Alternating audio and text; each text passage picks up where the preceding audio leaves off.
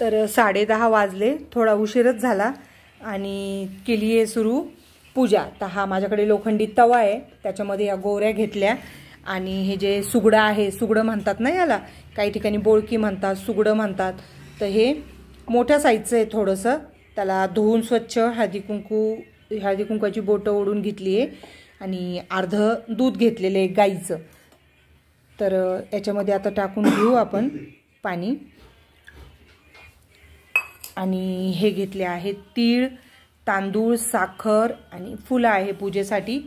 आता आपण काय करायचं, याच्यामध्ये आहे ना हे जे तीळ आहेत, तर हे तीळ, हे तांदूळ आणि साखर जे आहे ना, ही याच्यामध्ये आता सगळी आपण टाकून घेतलेली आहे. हे पेटवण्यासाठी कापूर वापरतोय. सोनू हळदी कुंकवाचं कुठे दे जरा. बाहेर दीदीची चालली आहे रांगोळी काढायचं काम. माझा अर्धा स्वयंपाक झालेला आहे आणि ह्या पद्धतीने आता आपण गोवऱ्या पेटवून हे सुगडं जे आहे ते असं मधोमध त्याच्यात ठेवायचं आणि हे दूध पूर्ण उतू जाऊ द्यायचं आहे त्याच्यावरती. तर आता तुम्हाला ना रांगोळी दाखवते, दीदीने रांगोळी काढलेली. तर आता काय करू, थोडंसं आहे ना हळदी कुंकवाची बोटं, हळदी कुंकू लावून घेऊया.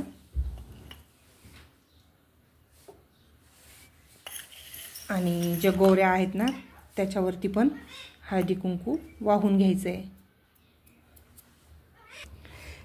तर बघू शकता इकडे झाली आहे दीदीची रांगोळी काढून आणि रांगोळी काढली आहे आणि हसती आहे की नाही का. सूर्यदेवाचा चेहरा म्हटलं छान आहे छान आहे. तर तिने बघा किती सुंदर असा रथ बनवलाय रांगोळीतून आणि रथामध्ये सूर्यदेव काढलाय. तर सोन्या तिला चिडवत होता, हसवत होता, असा कसा काढला, काय हे नाही का, त्याला तिची मस्करी चालू आहे. तर बघू शकता किती छान असा रथ काढलाय, रथात बसलेले सूर्यदेव आहेत. आणि आता करून घेऊया सूर्यदेवाची पूजा.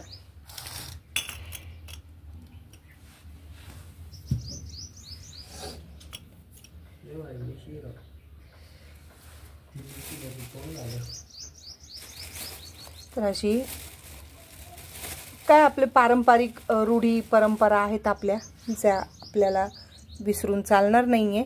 आपल्या हिंदू धर्मानुसार हे सगळं आपल्याला करायला लागतं आणि करणं गरजेचं आहे.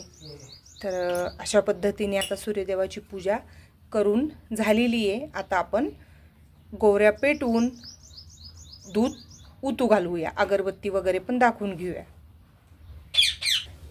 घेतलंय आता बाहेर गोवऱ्यांचं आणि आता आपल्या पूजा सुरू करूया. आता हे जे कापूर आहेत ना, हे सगळे असे व्यवस्थित त्याच्यावर टाकून घेऊया.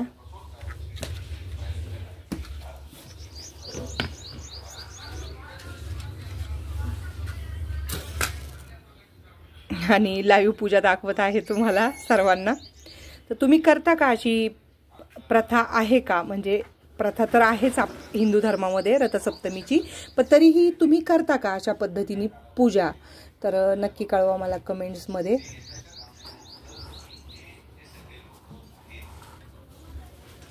तर अशा पद्धतीने सगळ्या गोवऱ्या छान अशा पेटवून घेतीये आणि मधोमध ठेवायचं आहे आपल्याला हे सुगडं.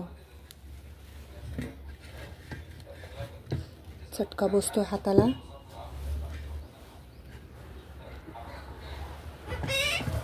तर असं ठेवून घेऊया आणि चारी बाजूने आपल्याला त्याला लावायचं आहे जाळ.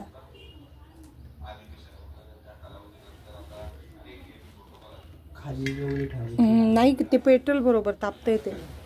इकडे सोनूची पूजा पण चालू आहे आणि इथे पण आता आपण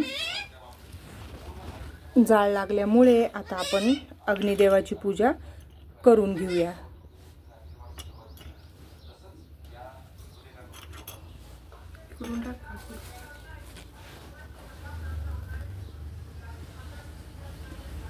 आणि आता छान पद्धतीने जाळ लागला आणि पूर्ण आता दूध उतू जाऊपर्यंत आपल्याला वेट करायचं आहे. तर तुम्हाला आता दूध उतू जायच्या वेळेस व्हिडिओ दाखवते. अगरबत्ती आण ना, अगरबत्ती दाखवून घेऊया.